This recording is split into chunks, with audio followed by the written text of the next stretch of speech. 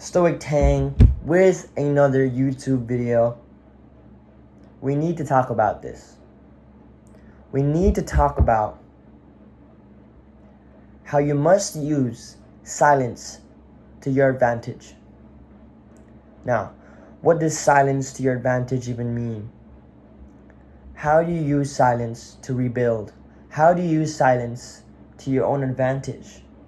How do you use silence, period? Well, let's break it down.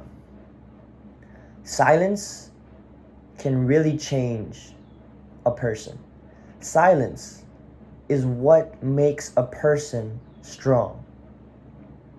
In order to reflect, in order to rebuild, in order to come down from your weakness into your strength, you must deal with silence. Because some days, some years, you may not have anybody to talk to converse with, to vent. Your parents are not going to be there forever. Your friends are not going to be there forever. Your partner is not going to want to hear you every single day.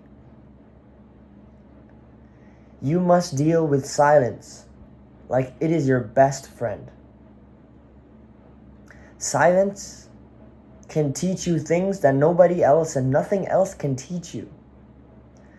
Because you know what you can find in the silence? You know what you can find in the shadows of this temporary world? You will find God, Allah. He is always there in the silence. Whether or not you believe it, He is always there, and He is the only reason why you are still here and not being punished by the sins you have done immediately. The silence is what makes you strong. The silence is what makes you reflect upon your life, reflect upon your actions. You must deal with silence like you don't have another day to live. Silence is so powerful. Your silence can mean something to somebody, and you may not even know it. Your silence can create waves of momentum in your life. That's why you hear the most obvious quote, work in silence, because what people don't know about, they can't ruin. And that is honestly so real. Because there's always incongruency. Whenever you try and speak out your goals, you speak out your dreams, you're telling everybody at every time what I'm doing, at every time what I'm working on, at every time the project that I'm doing, the working on my body, the working on my mind, the working on my spiritual health, the working on getting closer to God. Nobody wants to hear these things because people don't want them. People don't want you to be better than they are right now. Silence will create people to not have the evil eye against you.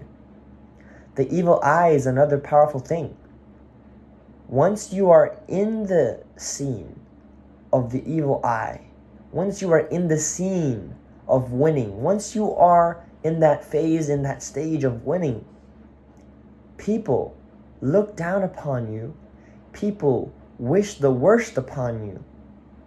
And it defines the phrase, the evil eye. It causes you to lose.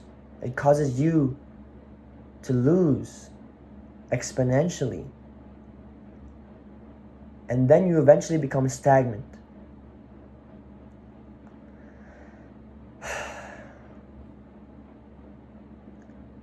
Trust me when I say this, it's not easy to deal with silence. It's not easy to wake up every day and having to deal with that turmoil, having to deal with those problems, those challenges, having to be resilient on days that you don't feel you're strong enough. I understand all those things. I understand that silence it turns people crazy. It turns people insane because silence is so powerful.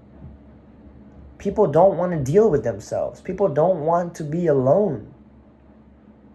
Which is why they find short form content extremely entertaining. They find a 10-minute video, they find an hour documentary, they find a lesson in your class, a lesson in any teaching platform to be completely boring. Because our receptors of dopamine have been unequivocally fried compared to the previous generations. And we think that we're learning from these things. We think that it's saving us time because we're finding things about the world, we're finding social media, we're finding new updates, we're finding current news. It is ruining your mind. It is ruining your heart. It is ruining your soul. And yet, no matter how many times you try and run away from your sins, you try and run away from social media, you try and run away from your problems, they are constantly going to keep showing up because they are not done teaching you. You will be brought into the silence time and time again because it is not done teaching you. Which is why you have to be comfortable in the silence. You have to not think silence is a punishment, because silence is not a punishment. It's honestly a blessing to be closer to God, to find Him in the times of silence, to find your own self-discovery in times of silence. That's what it really means. You discover more parts about yourself. You discover more parts about how I can please my Lord, how I can please my God. Silence has been repeated again and again because we wake up, we go to sleep, and we hear silence. Those days we're driving in our car, we only hear silence. When somebody's missing in our lives, we only feel and hear and see their silence, but we don't really take time to understand our silence, how much we're actually growing through silence, how much we're actually being used to silence, how much closer we are connecting to God because we are in the silence.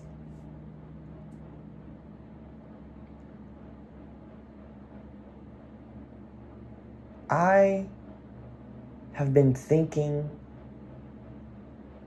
since the day I've been born, and so have you. But the thoughts that we've been thinking are not the thoughts that we should be having.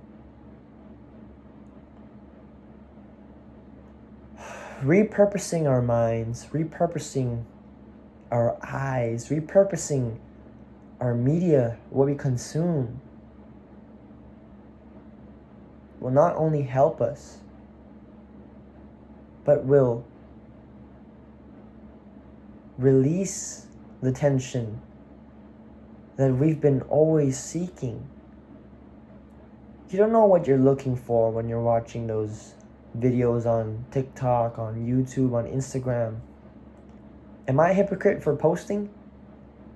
Am I a hypocrite for wanting people to not watch those social media while I'm posting it? No, because there are actual credible sources that you could be learning from, such as me. I would say I'm an example. There are credible sources to where you could be learning from, instead of mindlessly scrolling away, instead of looking into the brain rot and thinking there's another message through it. There's not. You must spend your time wisely and find that it's okay to be confined in your room.